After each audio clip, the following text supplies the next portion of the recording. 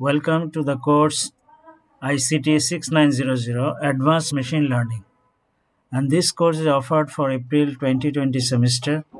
Today I will cover lecture 1, which is introduction. In fact, introduction to the course and also introduction to machine learning.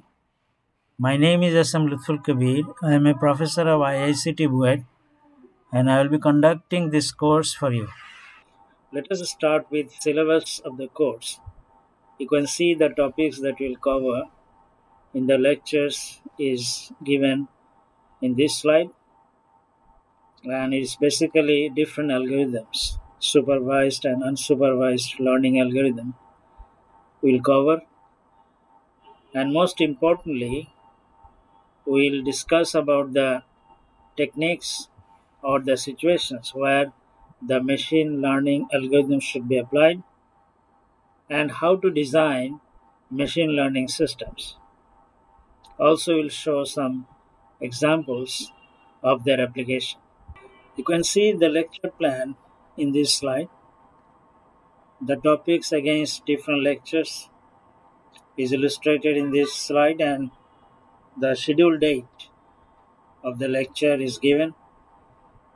If certain lecture cannot be held for different reason, then makeup class will be held and that will be announced to you in due time. Let me explain the evaluation process or evaluation procedure for this course. We'll have 2 midterm and 1 final. Midterm exams will be held during class. That means on certain lecture, the exam will be held first and then the rest of the time will be covered by lecturing. But the final exam will be held in isolated way. That means after the class is finished, and it will be declared by the university. The schedule will be declared by the university. And the marks distribution will be 30, 30 and 40. And the method of evaluation will be different kind of methods like quiz, assignment, programming assignments, and written exams with short questions and also broad questions. Before you go to introduce machine learning to you, now we shall discuss on the differences between AI, machine learning and deep learning, because these are the terms which have confused a lot of people. And if you are among them, let me resolve it for you.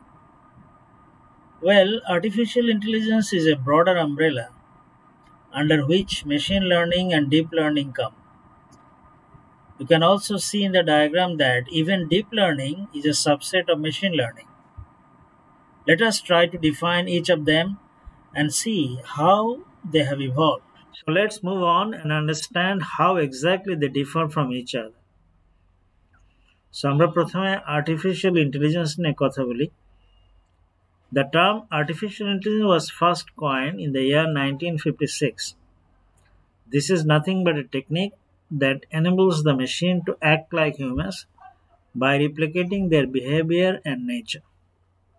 অর্থাৎ এটা এমন একটা technique যেটা কিনা মানুষের মতো মেশিনকে behave করাবে, machine behave করবে মানুষের মতো, যাতে মানুষ যেভাবে কথা বলে, যেভাবে চলে, যেভাবে বোঝে, ঠিক সেভাবে মেশিনও কাজ করবে. With AI, it is possible for machine to learn from the experience. The machines adjust the responses based on new input by performing human-like tasks. Artificial intelligence can be trained to accomplish a specific task by processing large amount of data and recognizing pattern in them. The concept of artificial intelligence is pretty old. অনেক পুরনো concept, কিন্তু এটা নতুন করে জনপ্রিয়তা পেয়েছে. কিন্তু কেন? The reason is, earlier we had very small amount of data. The data we had was not enough to predict the accurate result, but now there is a tremendous increase in the amount of data. আমরা যদি আরেকটু proceed করি তাহলে দেখতে পাবো the problem with AI was how to train more robust version of AI. অর্থাৎ যে কোনো একটা এআই সিস্টেম যদি সেটা রোবাস্ট হয় তাহলে তাকে ট্রেন করার যে টেকনিক সেই টেকনিকটা আগে সেভাবে ছিল না। This issue had the largest influence and led to existence of machine learning. এই নতুন টেকনিক অর্থাৎ একটা রোবাস্ট সিস্টেমকে ট্রেন করার যেসব টেকনিকগুলো সেগুলো আলাদা একটা ডিসিপ্লিন তৈরি করলো যেটার নাম হচ্ছে machine learning. It gains its hype in 1980s and it had inherited from AI and moved towards the methods and model. মূলত স্ট্যাটিস্টিক্স অ্যান্ড প্রবাবিলিটি থিওরি থেকে মেশিন লার্নিং এর কনসেপ্টগুলো এসছে, কিন্তু মেশিন লার্নিংটা অবশ্যই এআই এর একটা subset. It is a subset of AI. The computer is to act and make data-driven decisions. These algorithms are designed in a way that they can learn and improve over time when exposed to new data. অর্থাৎ machine learning artificial ইন্টেলিজেন্সের একটা subset, যার মূল focus হচ্ছে method এবং মডেলকে present করা, অর্থাৎ এগুলোর বিভিন্ন টেকনিক ডেভেলপ করা, যে টেকনিকের মাধ্যমে লার্নিং প্রসেসটা রোবাস্ট হবে। আগে যেগুলো ছিল না, এখন নতুন নতুন টেকনিক এই মেশিন লার্নিং এ ইন্ট্রোডিউসড হওয়ার ফলে এআইটা এনহ্যান্স হয়েছে, অর্থাৎ এর একটা অংশ মেশিন লার্নিং সেটা পারফর্ম করছে। আমাদের এই কোর্সের মেইন কনসার্ন হচ্ছে মেশিন লার্নিং, অর্থাৎ বিভিন্ন লার্নিং অ্যালগোরিদমগুলো আমরা পড়বো আমাদের ক্লাসে, এবং আর্টিফিশিয়াল ইন্টেলিজেন্স এর উপরেও আরও কিছু, অর্থাৎ machine learning plus something else, এটাকে বলা হবে artificial intelligence. Let's learn about deep learning. Now, what is deep learning? The concept of deep learning is not new, but recently its hype has increased and deep learning is getting more and more attention. The field is a particular kind of machine learning that is inspired by the functionality of our brain cells called neurons, which led to the concept of artificial neural network. It simply takes the data connection between all the artificial neurons and adjusts them according to the data pattern. Neurons are added as the size of the data is large. It automatically features learning at multiple levels of abstraction, thereby allowing a system to learn complex function mapping without depending on any specific algorithm. কার্ভটিতে দেখা যাচ্ছে যে আগের যে অ্যালগোরিদমগুলো সেগুলো এক পর্যায়ে যে আর performance improve করে না, কিন্তু ডিপ লার্নিং ইউজ করলে যদি ডাটা বেশি ইউজ করা যায় তাহলে পারফরমেন্স আগেরগুলোর চেয়েও ইমপ্রুভ করে। Now let us talk about what this course covers. অর্থাৎ আমাদের এই মেশিন লার্নিং কোর্স কোন কোন সাইট কভার করবে সেই সম্বন্ধে এখন বলবো। We learn about state-of-the-art algorithms, but the algorithms and math alone are no good. We need to know how to get this to work in problems. অর্থাৎ machine learning algorithm শিখলাম, এর পেছনে math শিখলাম, কিন্তু এগুলো কিভাবে প্র্যাকটিক্যাল প্রবলেম সলভ করার জন্য কাজে লাগাবো সেটা শিখলাম না, তাহলে কোনো কাজ আসবে না। আমরা যেটা কিছুটা কভার করব এই কোর্সে। Why is ML so prevalent? Machine learning কেন এত ব্যাপক ব্যবহার হচ্ছে? Because it grew out of AI. AI ব্যবহার করতে যে মেশিন লার্নিং অ্যালগোরিদম ব্যবহার হয়, অর্থাৎ মেশিন লার্নিং অ্যালগোরিদম যদি কেউ না জানে তাহলে সে AI ভালো মতো ব্যবহার করতে পারবে না। You can program a machine how to do some simple thing. For the most part, hardwiring AI is too difficult. Best way to do it is to have some ways for machines to learn things themselves. Machine নিজে নিজে learn করতে পারবে এইভাবে ব্যবস্থা করতে হবে। আর it is a mechanism for learning. If a machine can learn from input, then it does the hard work for you. অর্থাৎ আমি যদি মেশিনকে লার্ন করাতে পারি তখন মেশিন সিমিলার প্রবলেমের জন্য যেটা কিনা লার্নিং এর মধ্যে ছিল না সেটাকেও সে সলভ করতে পারবে।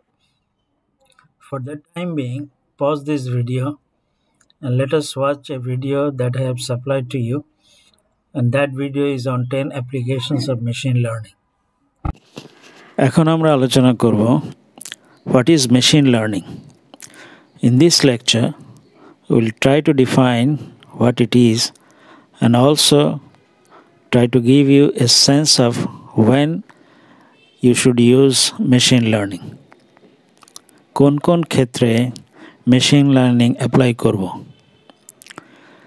Even among machine learning's practitioners, there is not a well accepted definition of what is and what is not machine learning.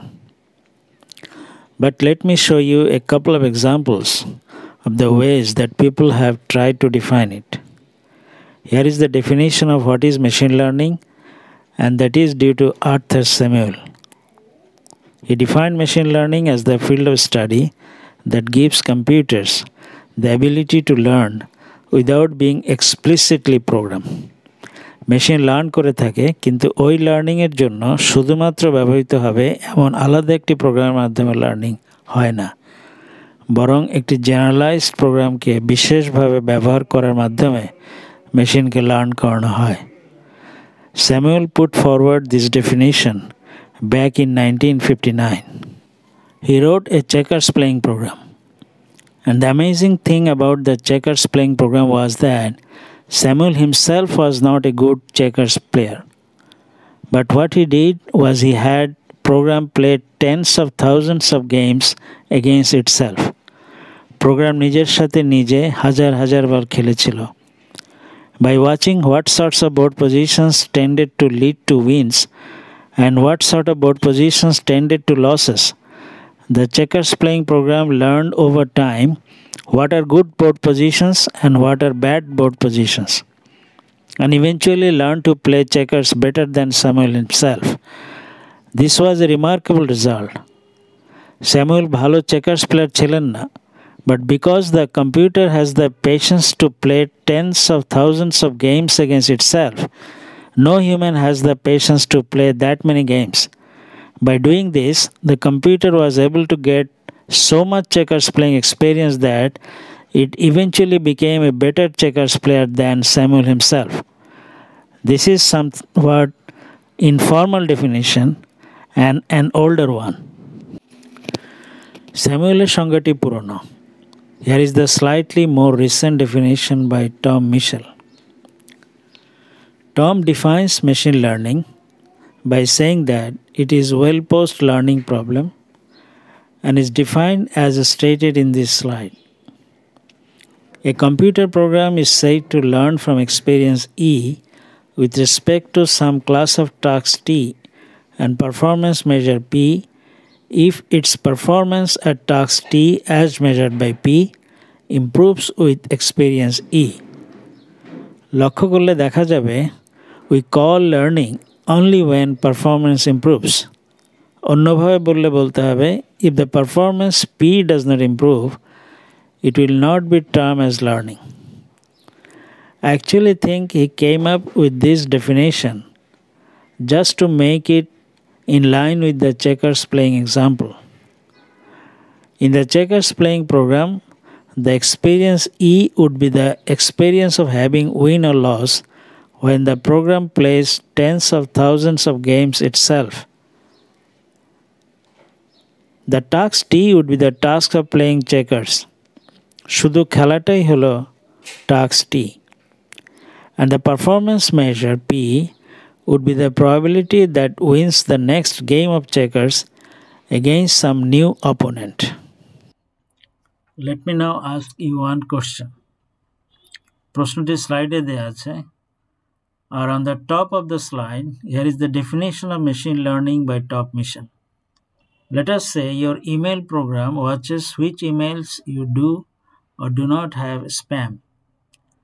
So in an email client like you might click spam button to report some email as spam but not other emails.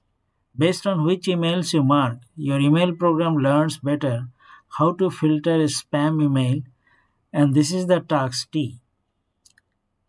Let me know which of these four you think is the right answer to this question. Hopefully you got that number 1 is the right answer. Classifying email is the task T. শুধু mark করাটাই হলো task T. In fact, this definition defines the task T, a performance measure P, and some experience E. So watching your labeled emails as a spam or non-spam, this would be the experience E, and the fraction of emails correctly classified, that might be our performance measure P. In this way, our task T enables the computer to gain the experience E, and finally the performance measure P improves. In this course, I hope to teach you about various types of learning algorithms. There are several different types of learning algorithms. The main two types are what we call supervised learning and unsupervised learning. I will define what these terms mean more in the next couple of classes. It turns out that in supervised learning, the idea is we are going to teach the machine how to do something, whereas in unsupervised learning, we are going to let it learn by itself. আমার কথা থেকে যদি এখন কিছু নাও বোঝা যায়, কোনো সমস্যা নাই, আমি বিস্তারিত ব্যাখ্যা করছি। I am going to say exactly what these two types of learning are. You will also hear all buzz terms such as reinforcement learning and recommender systems. These are other types of machine learning algorithms that we will talk about later, but the two most used types of learning algorithms are probably supervised learning and unsupervised learning. And I will define them, and we will spend most as far as talking about these two types of learning algorithms. Again, we will spend a lot of time on this course in practical advice for applying learning algorithms. It is like giving you a set of tools, and equally important or more important than giving you the tools is to teach you how to apply these tools. I like to make an analogy to learning to become a carpenter. Imagine that someone is teaching you how to be a carpenter, and if he says, here is the hammer, here is the drive, here is the screwdriver, and here is a saw, good luck. Well, that's not good, right? You have all these tools, but the more important thing is to learn how to use these tools properly. Vishal Parthakya. We can distinguish between people that know how to use these machine learning algorithms versus people that do not know how to use these tools. Remaining part of this lecture, I am going to define what is supervised learning, and after this, what is unsupervised learning. Now I am going to define probably the most common type of machine learning problem, which is supervised learning. To explain in a better way, I will start with an example, and we will do the formal definition later. সংজ্ঞা শেখার আগে একটা উদাহরণ দিয়ে বোঝানোর চেষ্টা করি। Let us say you want to predict housing prices, and let us also say a student collected data sets from a city, and you plot the data set, and it looks like this. Here on the horizontal axis, the size of different houses in square feet, and on the vertical axis, the price of different houses in lakhs of taka. So given this data, let us say you have a friend who owns a house which is 750 square feet of area, and they are hoping to sell the house, and they want to know how much they get from the house. So how can you use the learning algorithm to help him? যে এরিয়ার মূল্য given ডাটাসেটে নাই এমন একটা এরিয়ার বাড়ির মূল্য সে জানতে চায়। One thing a learning algorithm might be able to do is to put a straight line through the data. So a straight line is fitted to the data, and based on that, it looks like maybe their house can be sold by about 190 lakhs of টাকা। যদি বাড়ির মূল্য সরলরেখায় vary করে, তখন 750 square ফিটের বাড়ির মূল্য হবে 190 লক্ষ টাকা। But maybe this is not the only learning algorithm. There might be a better one. For example, instead of fitting a straight line to the data, we might decide that it's better to fit a quadratic function or a second-order polynomial to this data. And if you do that to make a prediction, then it looks like maybe they can sell the house close to 210 lakhs of টাকা। যদি বাড়ির মূল্য দ্বিঘাত সমীকরণে vary করে, তখন 750 square ফিটের বাড়ির মূল্য হবে 210 লক্ষ টাকা। One of the things we'll talk about later is how to choose and how to decide, do you want to fit a straight line or do you want to fit a quadratic function to the data? Each of these would be a fine example of learning algorithms. So this is an example of supervised learning algorithm. And the term supervised learning refers to the fact that we gave the algorithm a data set in which the right answers were given. That is, we gave it a data set of the houses in which for every size we told it what is the right price, what was the actual price, and that holds. And the task of the algorithm was to just produce more of these right answers, such as for this new house, you know that your friend may be trying to sell. এখন যে কোনো সাইজের বাড়ির মূল্য বের করা যাবে। Let us summarize the example problem. Given this data, a friend has a house of 750 square feet. How much can they be expected to get? What approaches can we use to solve this? If we fit a straight line through the data, maybe its price would be 190 lakhs of taka. And if it is second order polynomial, then it could be 210 lakhs of taka. One thing we discussed later, how to choose a straight or curved line. Each of these approaches represent a way of doing supervised learning. What does it mean? We gave the algorithm a dataset where a right answer was provided, so you know actual prices for houses. We can learn what makes the price a certain value from the training data. The algorithm should then produce more right answer based on new training data where we do not know the price already. That is, predict the price. This is also called a regression problem. And by regression problem, we mean we are trying to predict a continuous value output, namely the price. The prices are actually discrete value, but usually we think of the price of a house as a real number or a scalar number, as a continuous value number. And the term regression refers to the fact that we are trying to predict this sort of a continuous value. Given ডাটাগুলো দিয়ে একটি সমীকরণ বের করা হয়, ফলে যে কোনো বাড়ির এরিয়ার মূল্য বের করা সম্ভব হয়। এজন্য এটাকে বলা হয় regression problem. There is another supervised learning example. Let us say you want to look at medical records and try to predict a breast cancer as malignant and benign. A malignant tumor is a tumor that is harmful and dangerous, and a benign tumor is a tumor which is harmless. If someone discovers a breast tumor, a lump in their breast, so obviously people care a lot about this.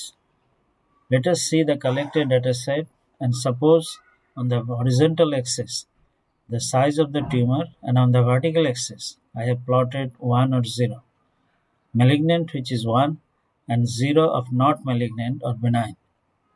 So let us say your data set looks like this. In this example, I have 5 examples of benign tumors shown with a vertical axis value of 0 and 5 examples of malignant tumors shown with a vertical axis of 1. And let us say one of our friends who tragically has a breast tumor. And let's say her breast tumor size may be somewhere around the value shown with a green arrow in the slide. The machine learning question is, can you estimate what is the probability? What is the chance that the tumor is malignant versus benign? This is an example of classification problem. The term classification refers to the fact that here we are trying to predict a discrete value of output, 0 or 1, malignant or benign. And it turns out that in classical problems, sometimes you can have more than two values. As a complete example, maybe there are three types of breast cancers. And so you may try to predict the discrete value output, 0 or 1 or 2 or 3.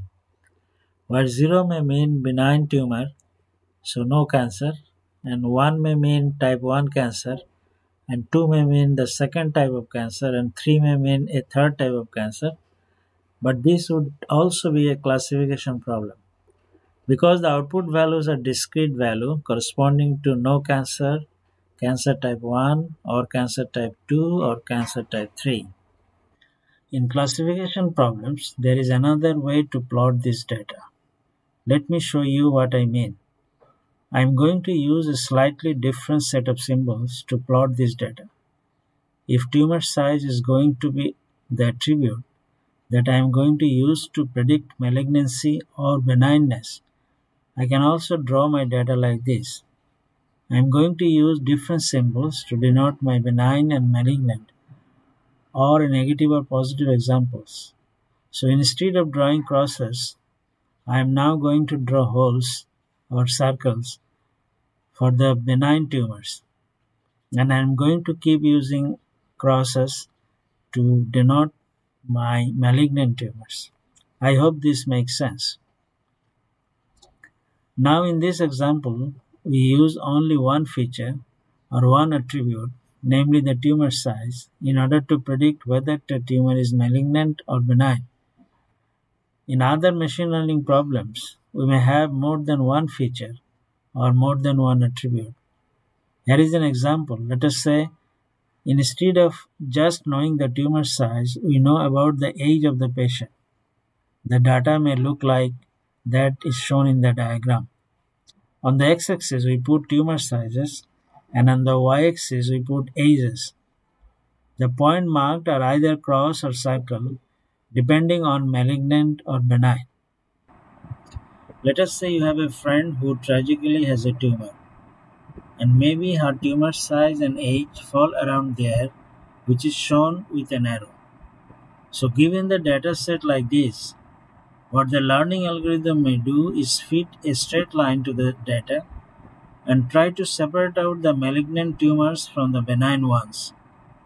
And so the learning algorithm may decide to, for the straight line like that, to separate out the two classes of tumors. A more complex function can be found to define the two groups. We'll discuss how to find that function. Then when you have an individual with a specific tumor size and who is a specific age, you can hopefully use this information to place them into one of your classes. যেমন উদাহরণস্বরূপ তোমার বন্ধুর কেসটি malignant এরিয়াতে পড়েছে, অর্থাৎ এখান থেকে লার্নিং অ্যালগরিদমের সাহায্যে আমরা বলতে পারছি যে এই সাইজ এবং এই এইজের হলে পরে তার কেসটা হবে malignant. We'll often have more features, and the people who work on this problem actually use other features like clamp thickness, uniformity of tumor, tumor shape, etc., and other features as well. They can deal not just with 2 or 3 or 5 features, but an infinite number of features. And how do you deal with an infinite number of features? And how do you store an infinite number of things on a computer? And your computer can run out on the memory.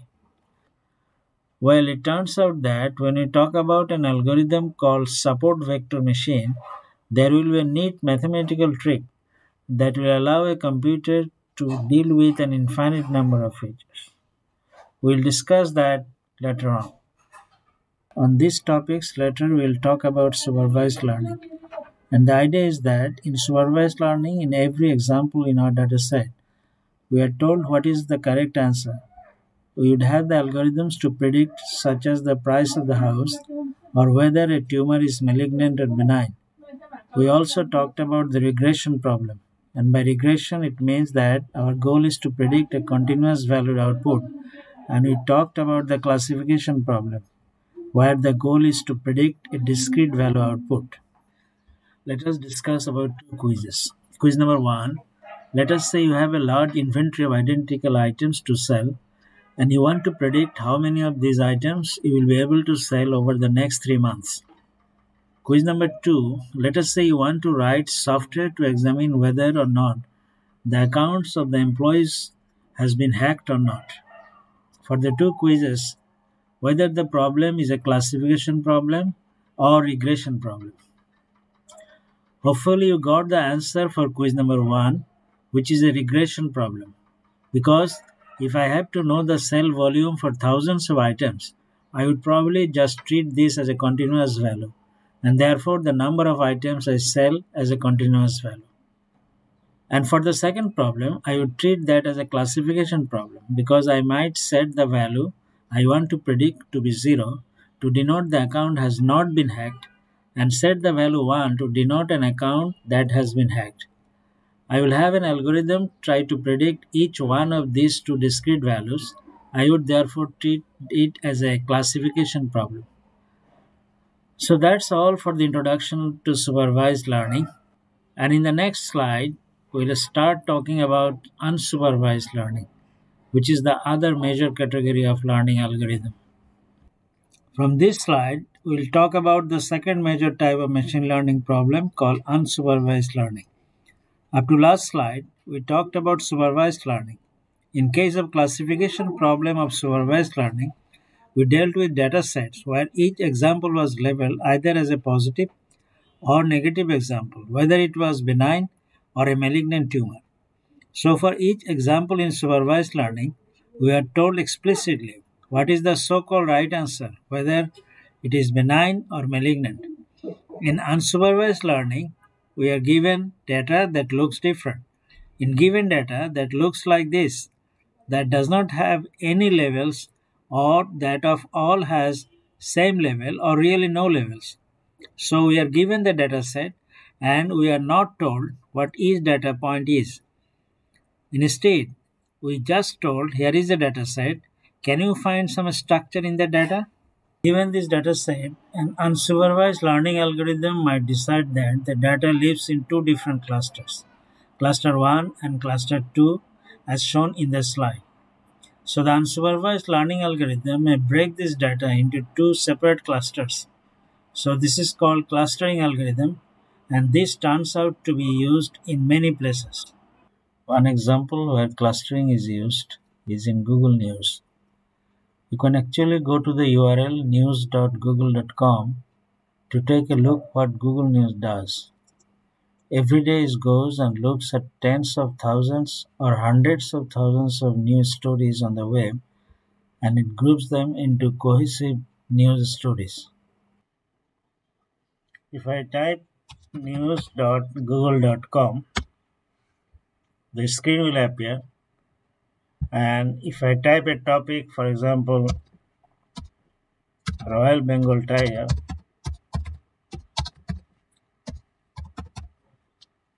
all the news related to the topic will appear in the screen and they are grouped together. You can see the all topics are related to Royal Bengal Tiger, and if I click on one of the link, you will get that story. If I type another link, you will get the story related to that title. So Google News looks at tens of thousands of news stories and automatically clustered them together. So the news stories that are all about the same topic get to display together. It turns out that it is done by a clustering algorithm. Unsupervised learning algorithms are used in many other problems as well. Here is one on understanding genomics. Here is an example of DNA microarray data. The idea is you have a group of different individuals, and for each of them, you measure how much they do or do not have a certain gene. So these colors, red, green, gray, and so on, they show the degree to which different individuals do or do not have a specific gene. And what you can do is then run a clustering algorithm to group individuals into different categories, representing different types of people. So this is unsupervised learning. Because we are not telling the algorithm in advance that we know these are type 1 people, those are type 2 people, or those are type 3 people, and so on. And instead, what we are saying is here is bunch of data. I do not know what is in this data. I do not know who is in what type. I didn't know what the different types of people are. But can you automatically find structure in the data? You automatically cluster the individuals into these types? And I do not know in advance because we are not giving them the algorithm the right answer for the examples in my data set. Unsupervised learning or clustering is used for a bunch of other applications. It is used to organize large computer clusters. Let us say someone looks after large data centers and there are a large number of computer clusters and trying to figure out which machines tend to work together. And if you can put those machines together, you can make your data center work more efficiently. Your second application is on social network analysis. So given knowledge about which friends you email the most, or given your Facebook friends or your Google Plus circles, can you automatically identify which are cohesive groups of friends? So, what are groups of people that all know each other? Unsupervised learning can be used for market segmentation also. Many companies use database of customer information. So, can you look at the customer data set and automatically discover market segments so that you can automatically and more efficiently sell or market your product? Again, this is unsupervised learning because we do not know in advance who is in market segment 1, who is in market segment 2, and so on. But we have to let the algorithm discover all this just from the data. Finally, it turns out that unsupervised learning is also used for surprisingly astronomical data analysis. And these clustering algorithms give surprisingly interesting and useful theories of how galaxies are formed. All these are examples of clustering, which is just one type of unsupervised learning. So far we discussed about unsupervised learning. In case of unsupervised learning, the example dataset doesn't have any known results. Only dataset is given. You have to make a cluster of the given data. If a new data is tested for which cluster it belongs to, this is decided by testing which of the cluster is closest to this data. Apart from clustering, there are other techniques of unsupervised learning. We'll discuss all those later. That's all for lecture 1. Wishing you close participation in this course. See you in the next class. Allah Hafiz.